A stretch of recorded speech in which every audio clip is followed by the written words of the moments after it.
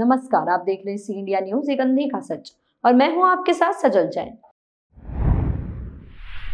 इंदौर में कारोबारी के साथ मारपीट और अपहरण जैसे मामले में पुलिस द्वारा कार्रवाई करते हुए 3 आरोपियों को गिरफ्तार किया है और पूरे मामले में पूछताछ में यह पता चला है कि रुपयों से लेन देन से यह जुड़ा हुआ मामला है।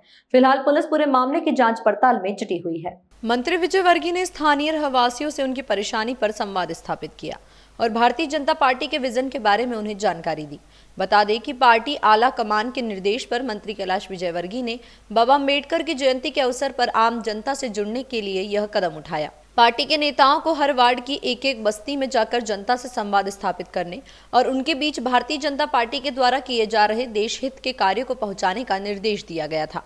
मीडिया से बात करते हुए मंत्री कैलाश विजयवर्गीय ने कहा कि लोकसभा चुनाव के दौरान कुछ पार्टी नेताओं ने यह बयान दिया था कि लोकतंत्र खतरे में है और एक नेता लोकतंत्र की कॉपी लेकर घूम रहा है। ऐसे बयान देने वालों को जवाब देने के लिए हम अपने क्षेत्रों में जाकर जनता से संवाद कर रहे हैं और उन्हें यह बताने का काम कर रहे हैं कि भारतीय जनता पार्टी हमेशा से देश हित में काम करती है।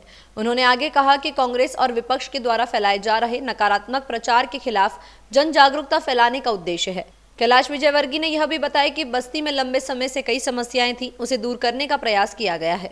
इसके साथ ही बस्ती में अन्य मूलभूत समस्याओं का समाधान भी किया गया है, जिसका श्रेय उनके क्षेत्रीय पार्षदों को जाता है। मंत्री कैलाश विजयवर्गीय के इस दौरे के दौरान प्रेम नगर बस्ती के निवासियों ने उनका जोरदार स्वागत किया। हार, फूल और ढोल के साथ उनका अभिनंदन किया गया, जिससे बस्ती वासियों में उत्साह का माहौल था। देखिए, मैं कह रहा हूँ कि मिशनरी कोई भी करे, अगर सरकारी जमीन पर कब्जा करता है तो सरकार का अधिकार है उस कब्जे को हटाए। ऐसे कैसे हर कोई कब्जा कर लेगा धर्म के नाम पर या किसी के नाम पर।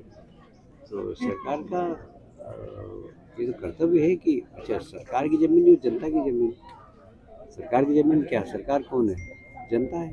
जनता की ज़मीन पर अगर वो कब्जा करेगा। राहुल गांधी ये भी कह रहे हैं कि इसी तरह जिस तरह वक्फ का बिल लाया गया, इस पर मिशनरियों को भी हटाया जा सकता है, उनकी भी जमीन छीनी जा सकती है। वो ज्योतिषाचार्य हैं, वो अलग अलग कुछ सपने आते रहते हैं तो बोलते रहते हैं। कांग्रेस के राष्ट्रीय अधिवेशन में राहुल गांधी कह रहे हैं कि दलित, मुस्लिम और ब्राह्मण में हम उलझे रहे और ओबीसी हमारे हाथ से निकल गए, ओबीसी हमसे दूर हो गए। ऐसी बातें वो उनके कार्यकर्ताओं के बीच में कह रहे हैं। अब वो देखिए, ये उनको गलती का एहसास हो रहा है क्योंकि उन्होंने कभी हिंदू सेंटिमेंट्स को समझा नहीं और इसलिए उनको परेशानी आ रही है।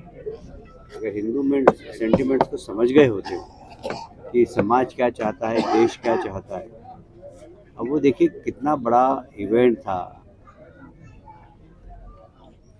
मैं समझता हूँ कि दुनिया का सबसे बड़ा इवेंट हुआ उत्तर प्रदेश में महाकुंभ, दुनिया का सबसे बड़ा इवेंट, और उसमें ही नहीं गए वो। ऐसा नहीं हो कि उनके वोट कम हो जाए। मतलब राम मंदिर बना, आज करोड़ों लोगों की भावना उससे जुड़ी हुई थी, राम मंदिर के दर्शन करने नहीं गए थे। अब जब ऐसा नेतृत्व होगा तो उनसे कौन जुड़ेगा।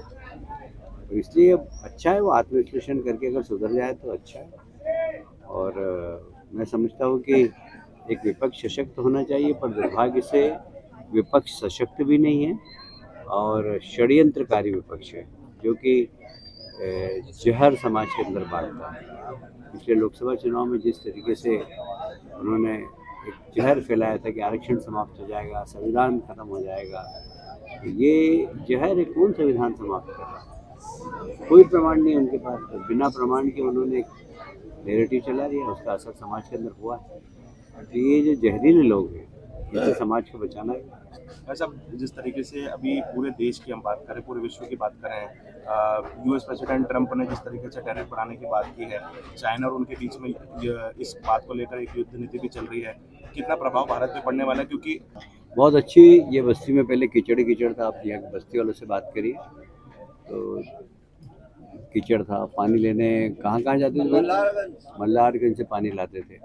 हनुमान जी के मंदिर हमने पानी की टंकी बनवा दी, सड़क बनवा दी।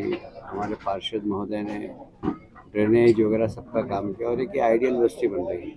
अब हम इनको जो मकान कच्चे हैं उनको भी हम पक्के कैसे बना सकें, इसके लिए हम सरकार की किसी योजना का इनको लाभ दिलाएंगे जिससे कि एक आदर्श बस्ती बन जाएगी। क्षेत्र में पट्टों की भी कई समस्या है, पुराने पट्टे हैं जिसको लोग रिन्यूअल कराना चाहते हैं, वो नहीं पा रहे। वो अभी एक बार हम वापस फिर से उसके लिए तो मुख्यमंत्री जी से बात करना पड़ेगी, क्योंकि पट्टे की 25-25 साल के थे, 30-30 साल के थे, उनको समय समय समाप्त हो गए।